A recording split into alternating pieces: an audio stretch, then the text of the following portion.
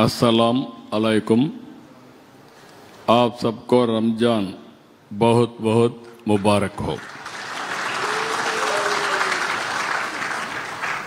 रमज़ान में इफ्तार की दावत में शामिल होना मेरी एक आदत सी बन गई है। इससे मुझे बहुत खुशी और संतोष मिलता है। దశాబ్దాలుగా ఇఫ్తార్ విందు ఇవ్వడం అనేది ఒక సాంప్రదాయంగా తీసుకొచ్చాం. ఆ సాంప్రదాయం ప్రకారం మనం అందరం కూడా ఇక్కడ సమావేశమయ్యాం. దివ్య ఖురాన్ గ్రంథం ఆవిర్భించిన కారణంగా రంజాన్ మాసాన్ని పవిత్రమైన నెలగా మనం భావిస్తున్నాం. రంజాన్ నెలలో ముస్లిం సోదరులు ఉదయం నుంచి సూర్యాస్తమయం వరకు నీరు ఆహారం ఏమీ తీసుకోకుండా కఠోర ఉపవాసం చేస్తూ దీక్ష చేపడతారు. ఈ పవిత్ర మాసంలో మీ కంటికి, మీ చెవులకు, మీ నాలుకకు సైతం ఉపవాసం ఉంటుంది.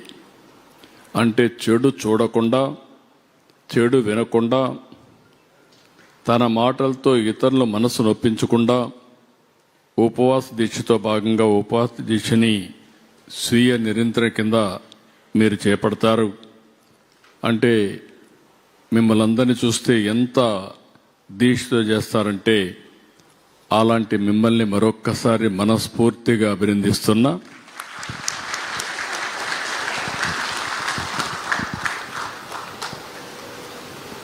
ఉపవాస దీక్షలు రోజా సఫారీతో ప్రారంభమై ఇఫ్తార్తో ముగుస్తాయి.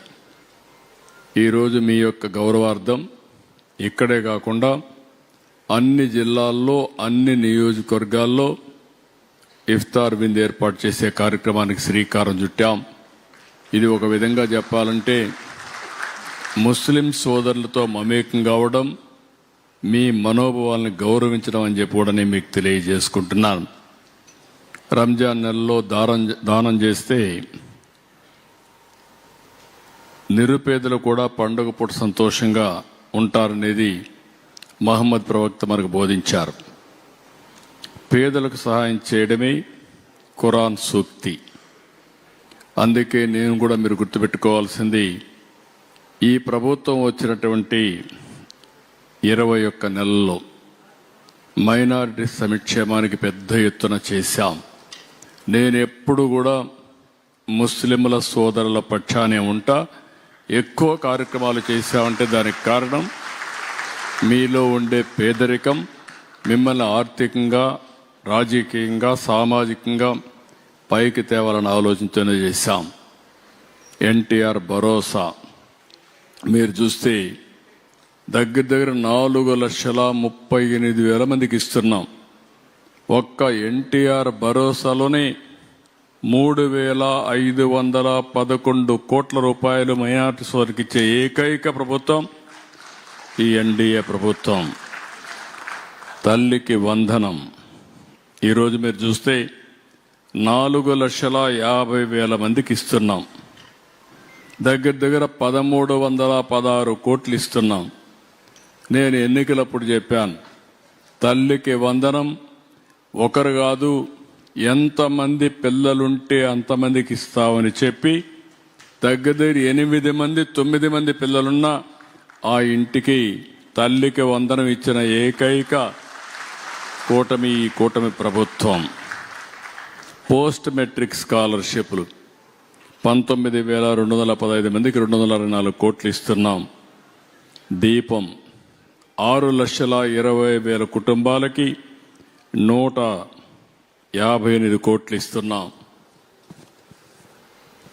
ఇంకొక పక్క నేనే ప్రారంభించాను ఇమాములకి, మౌజములకి ఆన్రోరియం ఇవ్వడం. మౌజములకైతే 10,000, ఇమాములకు 10,000, మౌజములకు 5,000. అదే మాదిరిగా ఇప్పటికి 180 కోట్లు ఇచ్చాం.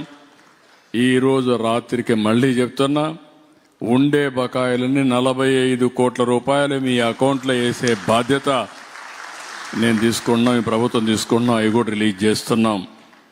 ఇంకొక పక్కన అర్హత కలిగిన ఇమాముల్ని ప్రభుత్వ కాజీలుగా నియమించాం. వివాహ లైసెన్సుల గడువు 3 సంవత్సరాల నుంచి 10 సంవత్సరాలకు పెంచాం. ఈసారి హజ్ యాత్రకి 347 మంది విజయవాడ ఎంబార్కేషన్ పాయింట్ నుంచి వెళ్ళాలని చేశాం. భవిష్యత్తులో ఇక్కడి నుంచే వెళ్తారు. ఒకప్పుడు హైదరాబాద్లో కూడా హజ్ యాత్ర పోయే ఫెసిలిటీ లేకపోతే ఫస్ట్ టైం అక్కడ ఇంట్రడ్యూస్ చేశాం. మళ్ళీ ఇక్కడ ఇంట్రడ్యూస్ చేసే వాళ్ళు సరిగా చేయకపోతే మళ్ళీ దాన్ని ఇంట్రడ్యూస్ చేసే పరిస్థితికి వచ్చాం. ఇంకొక పక్క ఎకనామిక్ సపోర్ట్ స్కీమ్ కింద మైనారిటీలకు అందరికీ ఈరోజు చూస్తే 33,275 మందికి 193 కోట్ల రూపాయలు ఇచ్చాం. మీలో యువత కానీ స్కిల్ డెవలప్మెంట్ చేసి భవిష్యత్తులో కూడా మీ నైపుణ్యాన్ని పెంచుతాం. ఆటోమొబైల్లో మీకు బాగా అనుభవం ఉంది. ఆటోమొబైల్ అంటే ఎక్కడ మైనారిటీ సోదరులు ఉంటే అక్కడ ఆటోమొబైల్ నగరం ఉంటుంది, ఆటో నగరం ఉంటుంది. భవిష్యత్తులో కూడా పెద్ద ఎత్తున మిమ్మల్ని ప్రోత్సహిస్తామని చెప్పి కూడా నేను మీకు తెలియజేసుకుంటున్నాను. ప్రభుత్వం కూడా జీవో నెంబర్ గడిచిన ప్రభుత్వం వైసీపీ ప్రభుత్వం జీవోఎంఎస్ నెంబర్ 47 ద్వారా వక్ఫ్ బోర్డులు వివాదానికి నెట్టారు. నేను రంగానే 47 ఉపసంహరించాం. వక్ఫ్ బోర్డు ఎన్నికలు పెట్టాం. ఈరోజు వక్ఫ్ బోర్డు ఎన్నికలు పెట్టి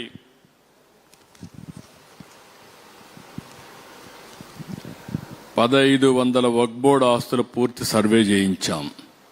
81,402 ఎకరాలు కవర్ చేసి 5,028 వక్ఫ్ సంస్థలకు డిజిటలైజ్ చేసి అప్లోడ్ కూడా చేశాం.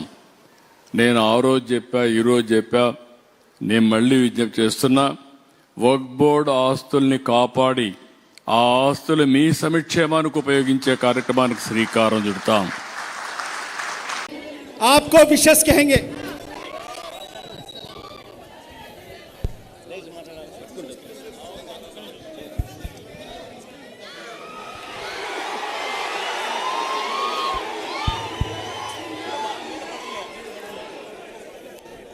सबको सलाम अलैकुम.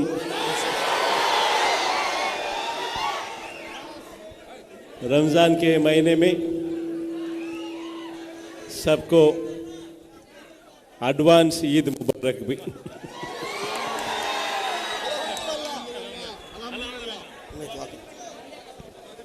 भाई अब खामोशी से के साथ बैठ जाइए, आराम से बैठ जाइए भाई, दुआ कर लेंगे. देखो हमारे साबिक सीएम साहब इसलिए आए हैं ताकि हमारे रोजदारों की दुआ लें और आप हजरात को ईद की मुबारकबादी दें. अब आप हजरात जो है बस वही